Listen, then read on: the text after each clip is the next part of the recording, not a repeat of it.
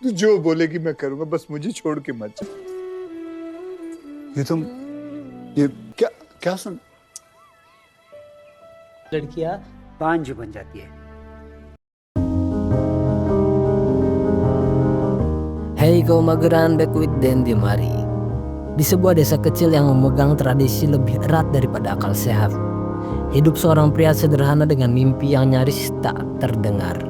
Dia bukan tokoh besar, bukan pula orang berpendidikan tinggi. Hidupnya berjalan lurus, mengikuti kebiasaan yang diwariskan turun-temurun. Hingga cinta mengajarkannya untuk bertanya. Pernikahan membawa kebahagiaan, tetapi juga membuka mata pada kenyataan yang selama ini dianggap wajar. Dari dapur kecil, dari keheningan malam, dan dari rasa peduli yang sering disalahartikan, lahirlah sebuah keberanian. Keberanian untuk melawan rasa malu, menentang kebisuan, dan menggugat kebiasaan yang membahayakan. Inilah kisah tentang seorang suami yang memilih untuk peduli, tentang kegagalan yang berulang, dan tentang perubahan besar yang lahir dari niat paling sederhana, melindungi perempuan yang ia cintai.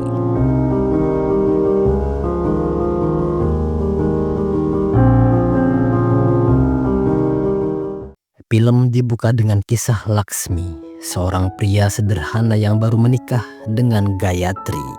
Sejak awal pernikahan, kehidupan mereka dipenuhi dengan kebahagiaan. Laksmi dikenal sebagai suami yang lembut dan penuh perhatian. Ia selalu berusaha membuat istrinya tersenyum, bahkan lewat hal-hal kecil. Suatu hari, ia membeli sebuah mainan, lalu merakit ulang benda itu di tempat kerjanya, hingga berubah fungsi menjadi alat pemotong bawang, yang kemudian ia hadiahkan kepada Gayatri. Setiap kali menerima upah, Laksmi tak pernah ragu memperlihatkan hasil kerjanya kepada ibu dan istrinya. Jika mereka menolak, barulah ia menyimpannya. Baginya, keterbukaan adalah bentuk tanggung jawab. Suatu ketika, saat mereka sedang berkumpul di rumah, Gayatri tiba-tiba keluar. Laksmi menyusul dan menanyakan alasannya. Gayatri menjelaskan bahwa di daerah tempat tinggal mereka terdapat satu tradisi. Perempuan yang sedang menstruasi harus tidur di luar rumah dan dilarang berdekatan dengan suaminya. Laksmi menentang keras aturan itu. Ia menyebutnya tidak masuk akal dan meminta Gayatri kembali masuk. Namun Gayatri memohon agar ia diizinkan mengikuti tradisi tersebut.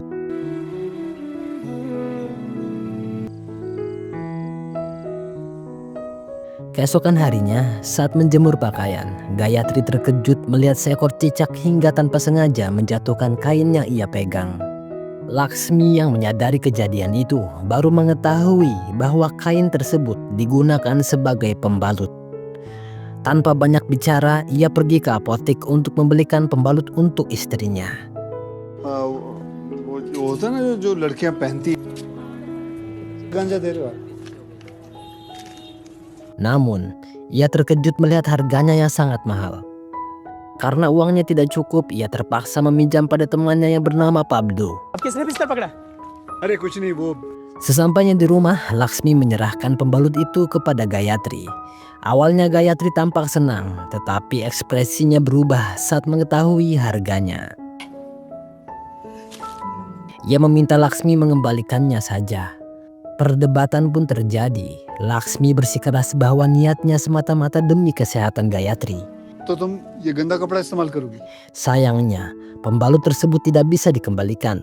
Dan akhirnya hanya disimpan karena Gayatri enggan memakainya. Di tempat kerja, sebuah kecelakaan terjadi. Seorang rekan Laksmi terluka oleh mesin pemotong besi. Saat orang lain hendak menggunakan kain kotor untuk menghentikan darah, Laksmi segera menggantinya dengan pembalut yang ia beli sebelumnya. किस महान आदमी ने घाव पे ये पैड लगाया? Di rumah sakit, dokter menegaskan bahwa pembalut jauh lebih aman daripada kain kotor. Kesempatan itu membuat Laksmi bertanya pada dokter tentang bahaya penggunaan kain kotor saat menstruasi. Dokter menjelaskan bahwa banyak perempuan datang dengan keluhan serius akibat praktik tersebut. Kurangnya pengetahuan dan mahalnya pembalut membuat mereka mengambil resiko, bahkan bisa berujung pada kemandulan atau kematian. Penjelasan itu mengguncang Laksmi. की वजह से कम उम्र में कुछ लड़कियां बीमारी को न्योता दोगे, वो तो आएंगे ना। कुछ औरतें मर भी जाती हैं। Ia semakin bertekad membujuk Gayatri. Laksmi menyadari bahwa jika label harga tak ada, istrinya mungkin mau menggunakan pembalut tersebut. Rasa penasaran membawanya membuka pembalut itu. Ia terkejut saat mengetahui isinya hanya kapas berlapis kain tipis. Menurutnya harga mahal itu tak masuk akal. Laksmi pun mulai bereksperimen. Ia membeli kapas, kain, dan lem untuk membuat pembalut sendiri.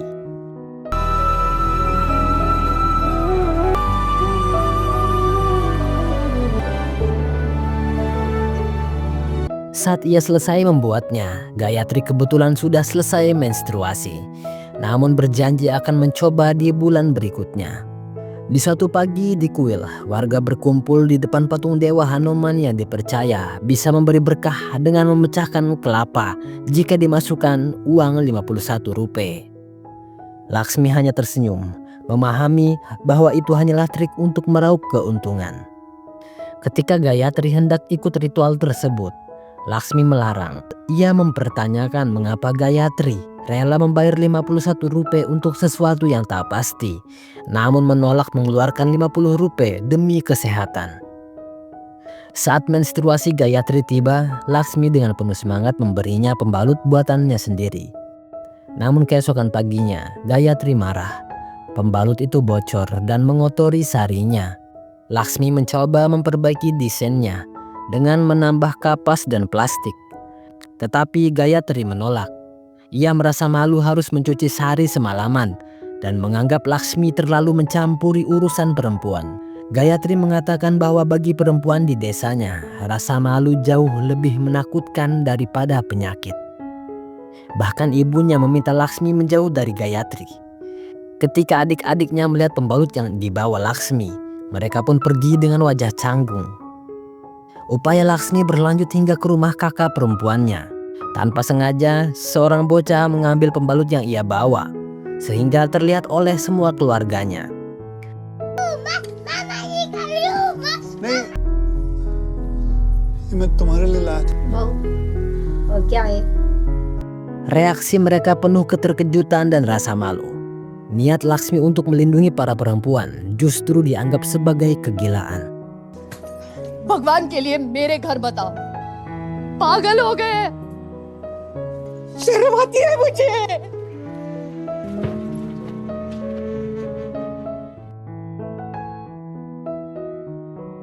Malam itu Laksmi bermimpi Gayatri terbaring di rumah sakit dan harus menjalani operasi. Mimpi itu memperkuat tekadnya. Ia mulai mendekati mahasiswi kedokteran, berharap orang berpendidikan lebih terbuka. Namun ia kembali dikecewakan hingga akhirnya bertemu satu mahasiswi yang bersedia membantu. Laksmi membagikan pembalut buatannya dan meminta kritik dan saran. Sayangnya kedekatan itu disalahartikan warga.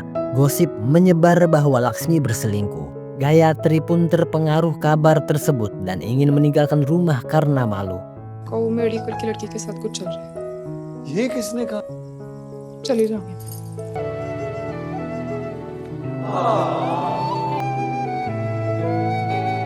Sementara itu di kampus, pembalut buatan Laksmi dianggap tidak layak oleh para mahasiswi dan menganggap jika Laksmi mengalami gangguan mental. कुछ अच्छा करने की कोशिश कर रहा है। तुम भी जोश में आके इसे इस्तेमाल मत करें। मुझे तो लगता है ये मानसिक रूप से बीमार आदमी। Hingga saat Laksmi kembali ke kampus, ia melihat mahasiswi yang membantunya sedang mengisi kertas kritik dan saran yang ia berikan. तो मैं भी कर सकता था। चलिए, धन्यवाद। Esoknya, tetangga Laksmi merayakan anaknya yang mengalami datang bulan pertama. Suatu tradisi di sana, di mana seorang anak gadis mengalami datang bulan pertama harus dirayakan. Malamnya, saat gadis itu tidur di luar, Laksmi mendatanginya dan memberikan pembalut buatannya. Sayangnya aksinya itu kepergok ibu si gadis itu yang langsung berteriak memanggil istri Laksmi. Karena hal itu, keluarganya pun memutuskan untuk meninggalkannya. Bahkan Gayatri sendiri hendak pergi. ia merasa malu dengan kelakuan suaminya itu. Meski begitu, setelah Laksmi memohon dan menjelaskan niatnya, Gayatri akhirnya mau mencoba pembalut buatannya kembali. आपके लिए इस्तेमाल करूंगी, कर लूंगी, पर आपकी बदनामी में नहीं सह। Untuk sementara, pembalut itu bekerja dengan cukup baik dan kehidupan mereka tampak kembali normal.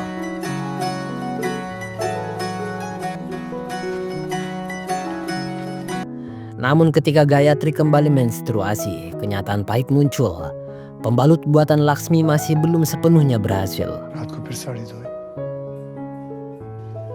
हर चीज आप खुद मेरे लिए नहीं बना सकते। Keesokan harinya, tempat Laksmi bekerja menerima keluhan dari pelanggan. Sebuah ayunan besi yang mereka produksi nyaris mencelakai seorang anak.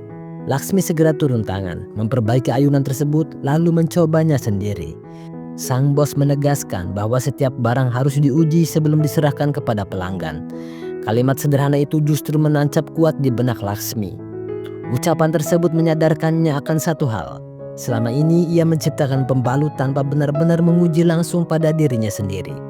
Saat itu, ia kembali bereksperimen. Ia membuat pembalut baru dan menambahkan cairan di dalamnya. Demi membuktikan keamanannya, Laksmi mengenakan pembalut itu sendiri.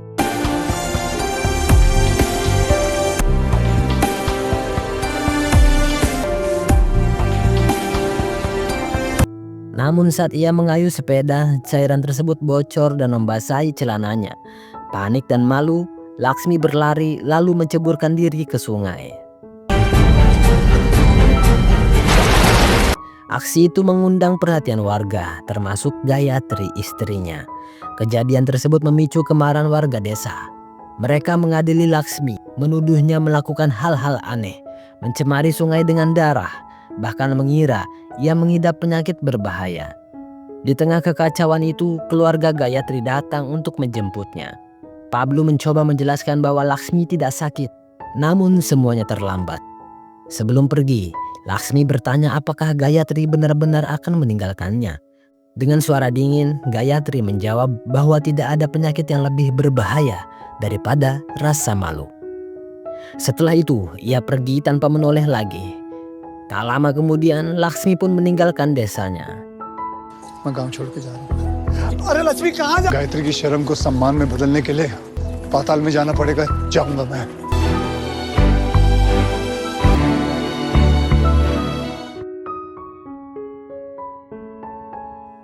Di kota, Laksmi mendatangi pabrik kapas dan mengetahui bahwa pembalut modern tidak menggunakan kapas biasa, melainkan serat selulosa. ये रुई नहीं है। Cellulose fibre. Ia lalu pergi ke sebuah perguruan tinggi untuk mencari informasi lebih lanjut. अब पूरा ज्ञान चाहिए तो ट्यूशन में कैश भरो, ये तो कॉलेज में चेक भरो। जी मुफ्त में चाहिए तो। Demi mendapatkan akses pengetahuan, Laksmi bekerja sebagai pembantu di rumah seorang profesor. Meski sang profesor jarang berada di rumah.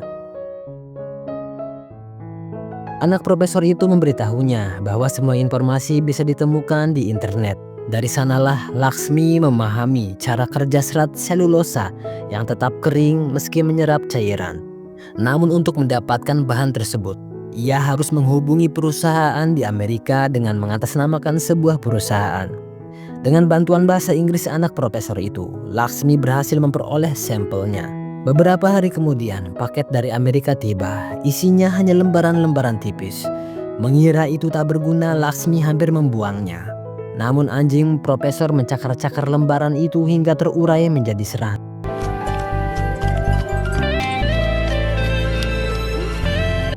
Profesor yang melihatnya mengira itu seni, hingga Laksmi akhirnya mengungkapkan tujuan sebenarnya. Ia hanya ingin melindungi kesehatan istrinya. Profesor lalu berkata bahwa jika Laksmi ingin memproduksi pembalut secara serius, ia membutuhkan mesin-mesin mahal yang mampu memproduksi ratusan pembalut per menitnya. Namun ia juga menegaskan, keinginan melindungi orang yang dicintai jauh lebih berharga daripada harga mesin manapun. Yang dibutuhkan Laksmi hanyalah kerja keras. तुम्हें तो ये मशीन ऐसे मुफ्त में मिल जाएगी है तुम्हारे पास, और वो जो तुम्हारी मर्दानगी की सोच है, मर्द बनो, मूर्ख नहीं। Laksmi mempelajari cara kerja mesin tersebut, mengingat setiap detailnya.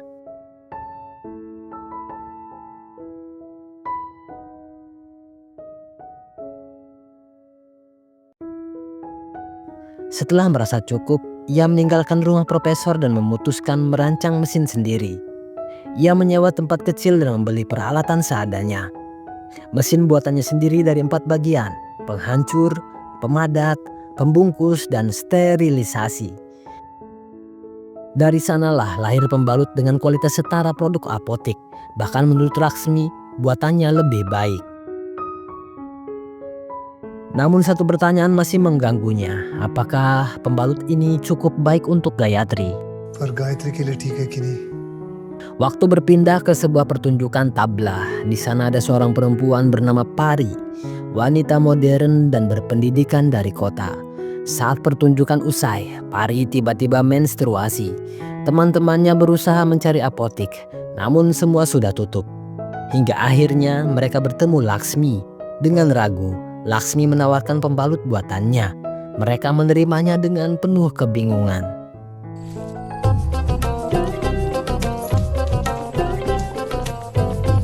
Keesokan harinya, Laksmi mendatangi penginapan Pari untuk menanyakan hasilnya. कैसा है? क्या कैसा है? I took out the pad magically from his pocket last night. ऐसे नहीं चाहिए। पैड कैसा है? अरे पैड तो पैड है, जैसा होता है वैसा ही है। Jawaban Pari membuatnya terdiam. Pembalut itu bekerja dengan sangat baik. Laksmi pun tersenyum lega. Pari menjadi pelanggan pertamanya. आप मेरी पहली गिराक है। Di tempat lain, Gayatri diminta kakaknya menandatangani surat cerai. Namun ia menolak. Ia masih percaya Laksmi akan kembali seperti dulu. Tak lama kemudian telepon pun berdering. Laksmi dengan penuh semangat mengabarkan keberhasilannya. Namun Gayatri justru memintanya berhenti membicarakan pembalut. Ia hanya ingin suaminya kembali seperti semula. Telepon kemudian diambil kakaknya dan diberitakan bahwa Gayatri akan segera menandatangani surat perceraian. Mendengar itu, Laksmi terdiam. Semua usahanya nampak terasa sia-sia. Dalam perjalanan, Laksmi kembali bertemu dengan Pari. Ia lalu menunjukkan pabrik kecilnya. Pari terkejut melihat dedikasi dan perjuangan Laksmi. Malam tanpa tidur, hutang, dan harga diri yang dipertaruhkan demi seorang istri yang kini telah menjauh. और 90,000 कर्जा हुआ है सस्ता पैड बनाने में। एक बीवी, थोड़ी सी बुद्धि, एक माँ, एक गांव, पूरा आत्मसमर्पण, सिर्फ कई रातों की नींद।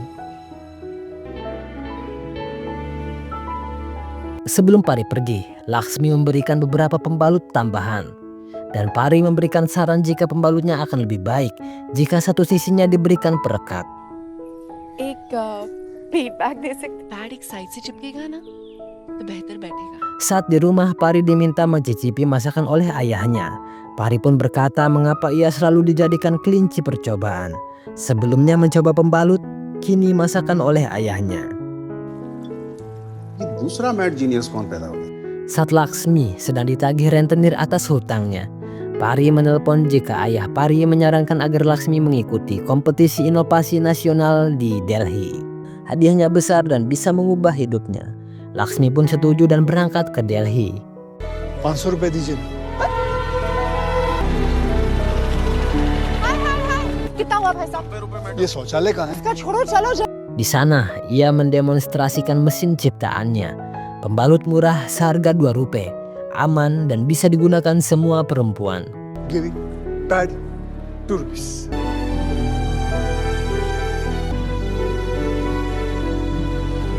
Saat pengumuman pemenang, Laksmi nampak kecewa karena ia tak jadi pemenang. Namun saat ia hendak pergi meninggalkan tempat itu, ayah Pari memanggilnya. Ternyata Laksmi terpilih sebagai penerima penghargaan inovasi perubahan sosial.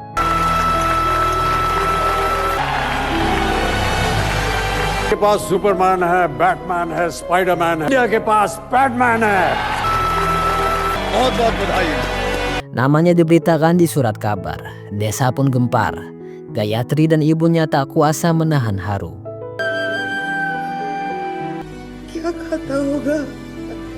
Meski disarankan mematenkan mesin ciptaannya, Laksmi menolak. Ia ingin semua orang bisa meniru dan menggunakannya. Baginya, manfaat jauh lebih penting daripada keuntungan.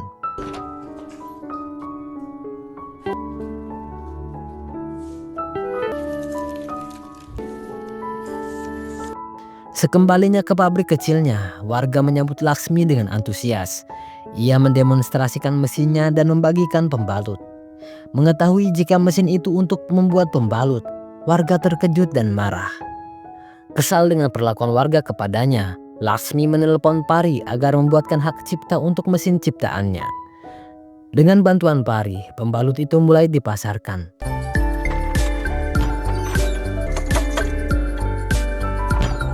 Tak disangka, semua pembalut itu habis terjual. Ternyata masalahnya bukan pada produknya, melainkan pada stigma bahwa pembalut dibuat oleh seorang pria. Pari memutuskan tinggal dan membantu Laksmi. Ia berjanji akan menemani dan membantu Laksmi sampai ia berhasil. Esoknya seorang wanita bernama Sapitri membawa bayinya datang berteriak meminta pertolongan karena suaminya hendak menjual anaknya. Pari mengatakan pada Laksmi jika Sapitri pelanggan pertama mereka. Mendengar itu, Laksmi membiarkan Sapitri tinggal di tempatnya. Sapitri kemudian ikut membantu produksi dan pemasaran. Bersama-sama, mereka mengajarkan perempuan lain membuat pembalut dan membuka usaha sendiri.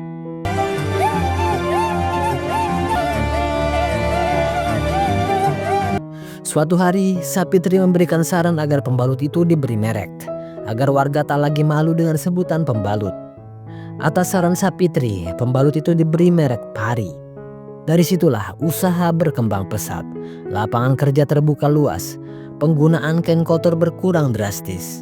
Para perempuan kini berdaya, mandiri dan memiliki penghasilan. Tanpa disadari Laksmi, dari satu niat sederhana untuk melindungi istrinya, ia telah mengubah kehidupan banyak orang. Menjelang peliputan media di pabrik kecil Laksmi, Pari tampak membantu merapihkan pakaian kerja Laksmi. Sentuhan sederhana itu seketika membawa ingatan Laksmi kembali pada Gayatri. Wajah istrinya terlintas di benaknya, bersama semua perjuangan yang pernah mereka lalui. Liputan tersebut disiarkan secara luas. Orang-orang yang pernah hadir dalam hidup Laksmi, profesor dan anaknya, mahasiswi kedokteran, ibu dan saudara-saudaranya, hingga Gayatri menyaksikan perjalanan luar biasa yang pernah mereka ragukan. Dampaknya pun langsung terasa. Setelah mesin ciptaan Laksmi dikenal publik, permintaan melonjak tajam. Pesanan tak hanya datang dari dalam negeri, tetapi juga dari berbagai negara. Di tempat lain, Gayatri mendatangi Pablo untuk meminta nomor telepon Laksmi. Pada saat yang hampir bersamaan, kabar besar datang. Laksmi mendapat undangan untuk menjadi pembicara dalam sebuah forum internasional di New York, Amerika. Bersama Pari, ia berangkat ke Amerika Serikat. Saat acara dimulai, Laksmi terlihat gugup. Ia meminta Pari menemaninya naik ke atas panggung. Melihat Laksmi yang gugup, Pari pun menciumnya. Dengan bantuan seorang penerjemah, Laksmi memulai presentasinya. Namun di tengah pidato, ia meminta penerjemah duduk dan melanjutkan sendiri. Meski dengan bahasa Inggris yang terbata-bata, Laksmi mengatakan bahwa ia merasa beruntung lahir di India, negeri dengan banyak persoalan.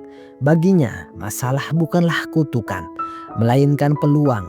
Ia menceritakan bagaimana semua berawal dari rasa peduli pada istrinya. Bagaimana ia dicap gila, ditertawakan dan terus gagal. Namun dari kegagalan itulah ia belajar. Ia tidak pernah mempelajari teknik secara formal.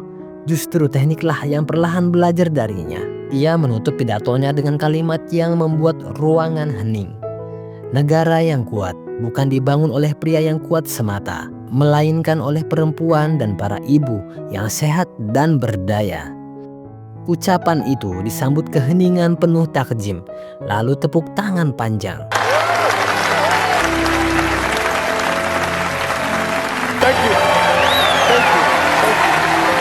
Dalam perjalanan pulang, Pari bertanya apakah satu ciumannya tak bisa merubah statusnya menjadi istrinya Laksmi.